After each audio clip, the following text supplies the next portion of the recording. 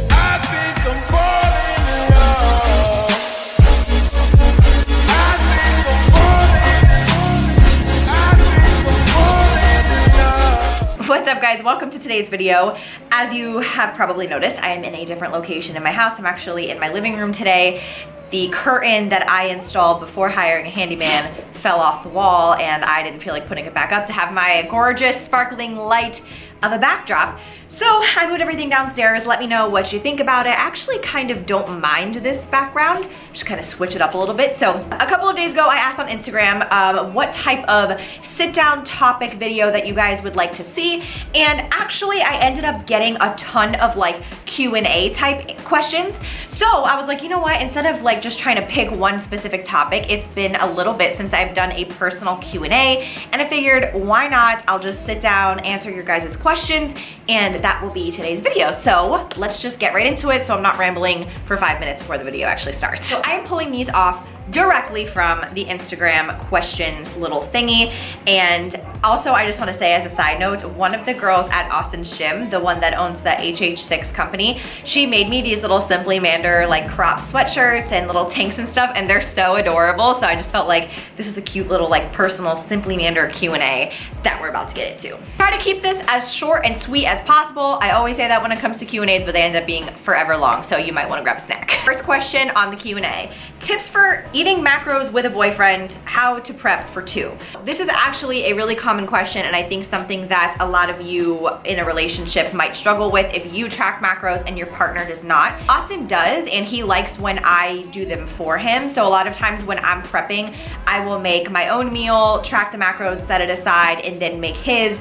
Or sometimes if I'm making it for 2 people, I'll create a recipe in MyFitnessPal and then divide it by 2, or create it for however many grams the total amount is, and then just weigh out each portion. If you want to see a more in-depth video on that, I do have a specific video explaining how to create a recipe in MyFitnessPal, so I will put that video right here so you guys can check that out if you'd like. Overall, I think it's probably just a communication thing. So if your boyfriend is somebody that doesn't track macros, or your significant other, and they kind of make you fall off the wagon, or they make it difficult to adhere, I would say just kind of like sit them down and talk to them and be like, hey, you know, this is really important to me. I really want to hit my goals, so I will compromise by doing this with you if you compromise by doing that with me, and just kind of make it like a joint effort, or even maybe like make it fun and try to do a date night out of it or something, like, you know, create a recipe together or cook together, do something like that where you can still track your macros but still have fun with your boyfriend or girlfriend. Are you anxious about moving to Iowa? The real cold, tornadoes, and no beach. So this is something that everyone's been asking me ever since I announced that I was gonna be moving to Iowa. And to be honest with you guys, I don't like Florida. It is so hot. I have my air on 68 right now just so I can wear this sweatshirt. It is disgusting. It's almost the end of October and it's been 92, pure humidity every day. We don't have seasons. All we have is hurricanes. We don't get like a Christmassy feel or a Thanksgiving feel. It's constantly just hot all the time. Not to mention the cost of living here is astronomical. There is literally nothing about Florida that I'm going to miss. Sure, I'm not sure that I am actually like fully prepared for the winters, like real winters, but that's what I have Austin for and Austin's family. They're gonna teach me how to be a Midwestern girl, and I'm just gonna roll with it, okay? I am way more excited than I am anxious or nervous. Does your diet change depending on what state you're living in? I don't think so. I would say like living wise, no. But like traveling, obviously that's a little bit more difficult because it's hard to be like in your own routine and in your own kitchen and prepping your meals and stuff. So I would say during traveling, yes, my eating varies a little bit, but not by much. How can we combine powerlifting and CrossFit? There are a lot of programs out there that do combine like different styles of training into one program. I think Hybrid Performance Method is one that's really well known for that. They do like a combination of like gymnastics and powerlifting and sometimes CrossFit, but like you can choose your individual programming. I think it just has to be done properly, and I wouldn't necessarily wing it on your own unless you're an experienced programmer, only because I feel like those are two pretty high volume sports in a sense. You could probably easily overdo it with something like that if you don't know what you're doing. So I would probably just research some programs that are specifically designated for hybrid style training. Team Soul is also a great reference, and I'm not just saying that because I follow their programming. They do have a powerlifting program only, but they also have Team Soul training and individualized programming as well. So if you wanted to do something that was more of like a powerlifting and CrossFit style together, you can always reach out to one of the coaches and have them program something for you. I'd really love to hear about the new tattoos and why you're covering some up. Okay, you probably have noticed I have a couple of new tattoos on my right arm. I have talked about this in a few videos before, and when I was like 16 and 17, I thought that I was just like so cool by going out and getting tattoos that were not well thought through, and I was very immature and just wanting to get tattoos for no particular reason, and they were not well done tattoos. My sleeve that was done when I was much older, but I had a couple of what I like to call sticker tattoos. They're just like random things that are not done well. And so I got a few sessions of tattoo removal on them to lighten them enough so that I could cover them. I had a key on my arm, and I had some little Roman numerals and a little like lips thing here, some writing on the top. And it just, to me, it didn't look like it fits with everything else that I have. So I went ahead and got like 4 sessions on the key, and then we covered it with a rose, and then I have like a flower mandala on the inside to cover that. So no, I will not be sleeving my right arm. I'm gonna be leaving it as is. I would like the rest of my arm to be bare. I just didn't want to have random tattoos next to all the really nice tattoos that I have that are well done by my artist Davey from A Stroke of Genius. How are you handling the change of your goals? I know with Austin moving and things that are long term. So Maggie and I recently did a video on being in a funk, and I think this was something that I really struggled with a couple of months ago because I was just so, I don't know, blissfully happy, and I still am. I think I was just so used to using the gym as an escape for my real life that when I no longer had to do that, I like didn't know what to do with myself. So I think overall, just again, communication is the biggest thing, especially being long distance and kind of like talking with Austin about my goals and his goals and our goals together. Obviously having good communication is gonna be super beneficial for the both of you. So I'm always like that anyway. I'm like an open book, and Austin knows that. Luckily, he is the same way. So it's really nice to just be able to have somebody who's in your corner that you can talk to and just like share your concerns, your goals, and all kinds of other things. But overall, I think I'm handling it really well. And like I said, I'm excited about the move to Iowa, so I'm not necessarily like looking at it as a negative at all, actually. How about how you started your fitness journey? Oh, that's a good question. And also, I have in way back, probably like I want to say 2 years ago, I made a video called A Live Look at My Journey. I will find that and link that here for you guys. And it was basically talking about my entire CrossFit weightlifting journey and how I got into it, what got me started, the different meets that I did, the different body composition changes that I've gone through. So that is a really in-depth video. If you want to see that, you can click here to check that out. But just a short version of how I got started was actually in Gold's Gym, and I just kind of went in there and didn't know what I was doing, and I discovered that I hate bodybuilding. And I was like, I need to do something else to keep me active and healthy, and that's where I found CrossFit, and I just did it. I just walked in and I just did it. How about balancing school, work, training, and what you see for future of your business? So balancing school, work, and training has always been something that I feel I'm decently good at because I'm a very type A structured person, and so I really like planning out my days. I like organizing. I like writing everything down in a schedule, and I try to stick to that. So I always plan my classes around, like right now I'm not because they're online, but when I was physically going to school, I would plan them in specific times of the day so that I could wake up, do my clients, train, come home, go to class, come back. Like I organize it specifically to work out for my day. Obviously, of course, if you have kids and other variables, that's gonna be slightly different, but for me, I just pretty much made it so that I had a set specific time of the day every single day for what I needed to do, and just sticking to that schedule really helped me. Periods, do you get one? Hormones, birth control, and things that influence weight loss. This is a good question, also a touchy subject because everybody is so different and everybody reacts differently to birth control. I have been on the NuvaRing for 6 years and I haven't had any problems, ironically, until like this weekend, which is really weird. Not to be TMI, but like I just randomly did not get my period. No, I'm not pregnant. I already checked, already went to the doctor to make sure. But it just didn't come, and I'm not at like a lean body mass to where I would think it has anything to do with that. I'm not sure if maybe I'm just going through kind of like a hormonal change right now, you know? When you're 25, I feel like that's kind of something that you go through as a woman. At least that's what everyone tells me. So I think it could potentially be something to do with that. I always feel like it's good to be very in tune with your body and know how certain things make you feel. I personally have never been able to do the pill contraceptive. I can't do it. It makes me really, really, really crazy.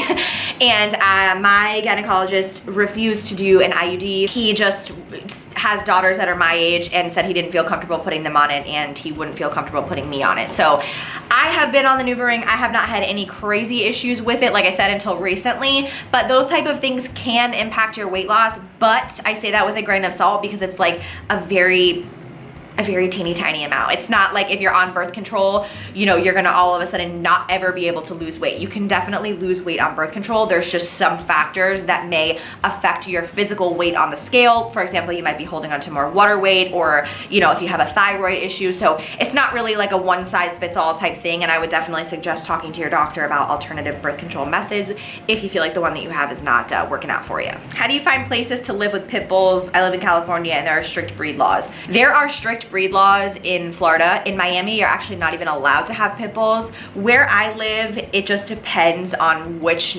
development you choose. They will have like breed restrictions. I have both of them listed as different types of mixes. Like Tucker is listed as a boxer mix and Bailey is listed as a black lab mix. Makes it a little bit easier. Getting over your heartbreak and knowing when you found the one. So this is a great question, and this is something that I feel like I did not fully understand until Austin, and I have just gotten to this point now where I feel like I did not ever really know like what it truly feels like to love somebody until now. I think that actually made everything for me anyway so much easier because I am not dwelling on anything that happened to me in the past. I feel like anytime you get cheated on or anything like that, a lot of people, and I did, you know, hold on to that negativity for a while, but I think it's easier to let it go once things start happening in your life that are more positive and you realize like, oh, okay, this is why that happened, and this is why I went through that to teach me this, and this is why this person was in my life to show me that I don't ever want a person like that in my life, right? I think that if you look at those type of things as a learning experience rather than a negative experience, it kind of makes your future a little bit easier. Something that I think is really important to me and something that I am forever thankful for with Austin is that he is just 100% unapologetically himself, and there was never games with him from the beginning. It was always just very, very open and honest and vulnerable, and in turn that made me like very, very open and vulnerable with him, and I just completely let like any guard down that I had. He just loved me for who I was from the very beginning, and it was so mutual.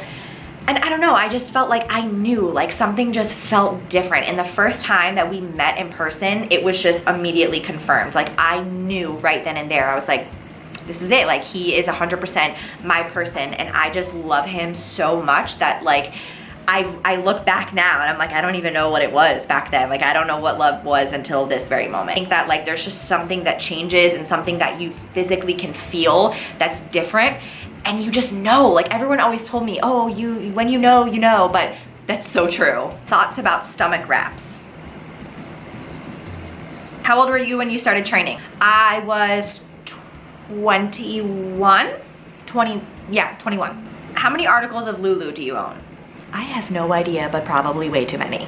Tips for long distance relationships. It's a good one. Obviously, I feel like I am well versed now in this topic. I think one of the things, obviously, and with any relationship that's helped us a ton is communication. Always like being able to tell that person like, hey, I'm doing this, so you know, if you can't reach me, this is why. And we kind of have like our own schedule. Like I know when he's gonna call me and I know when I'm gonna call him. We text throughout the day, sometimes we FaceTime at night. And one thing too that we always do is before we leave each other, like on a trip, we already have another trip planned. So it makes it worth looking forward to the next trip. And I think that's just like a nice thing, so you always know when you're gonna see the person next. I think with long distance relationships, it can sometimes test the trust a little bit more because obviously you're not there, you know, you don't know what's going on at times. And that's, I think, why being open in and just being like really vulnerable with that person and being honest from the beginning is always good. I mean, that kind of just goes for all relationships, especially in long distance, and you know, being able to tell that person how you feel all the time, because it's hard when you're relying on,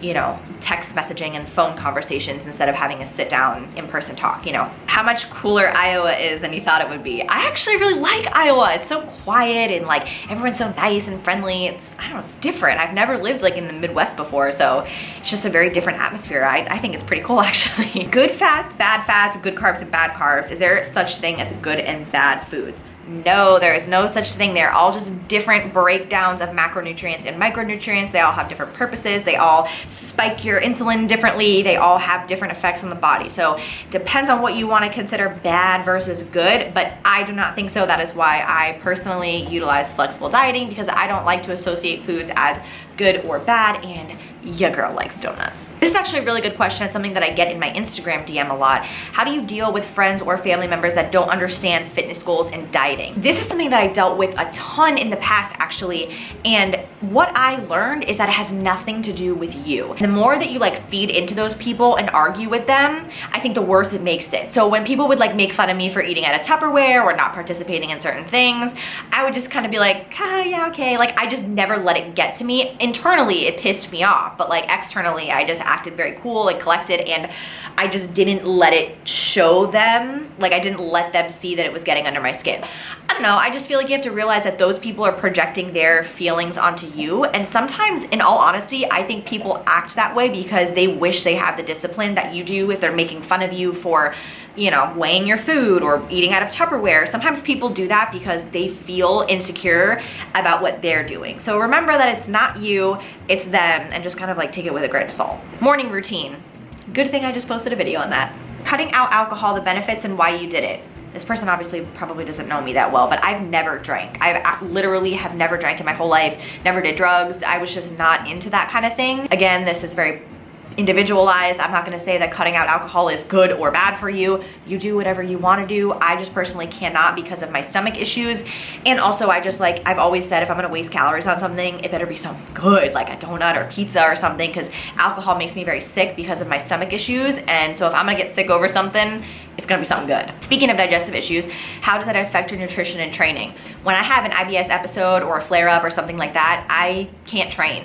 Sometimes I can't even leave my house. So I have to be very cautious of what I eat, and that's kind of why I think some people think that I'm very strict with my diet, and you know, they're like, oh, you can't eat this, you can't eat that. But if I do and I get very like flexible, I think you guys might have seen in, what video is that, when I ate the ice cream and I got really sick and I was like messed up for 2 days. And like, to me, it's just not worth it. So I feel like I just have to be extra cautious of the things that I'm eating, the times I'm eating things, and just learning your body is also obviously gonna help you with that, so you know. Sometimes it affects me in the sense of like I can't train if I get really sick, but other than that, I don't think it really affects me too much. It keeps my eating very regular, so that's good. How to fight the mental struggle with bulking or gaining weight and the fear of gaining fat while bulking. Well, here's a tip for you. You're gonna gain fat. So that's the first thing. You have to accept it. You cannot gain only lean muscle mass while you're in a significant caloric surplus. It just is what it is. Genetics are gonna play a factor. If you decide to take PEDs or steroids, that's also a factor. But for the general population, if you're bulking, you will gain some fat. So you have to accept it, embrace it, and just know that you can cut when you're done. Obviously, I personally recommend staying at the maintenance level after that for a while to kind of like balance out your caloric maintenance level, but it's not permanent. You need to eat in a surplus in order to build muscle. You can't do it without it, so you might as well just accept that that's gonna happen and just, you know, embrace it. Do it during the holidays. That's what I do. I don't know, I think it's the best time to bulk. Wow, that was everything. Okay, cool. Well, that was all the questions that I got. I thought there was more than that, but that's okay. I hope that you guys enjoyed this little Q&A type video. If you have any other questions or any types of videos, as always, I'd love to hear your guys' suggestions in the comment section below. So that is all that I have for you guys. Don't forget to give this video a thumbs up so I know if you like these types of Q&As. And I will see you guys in my next video.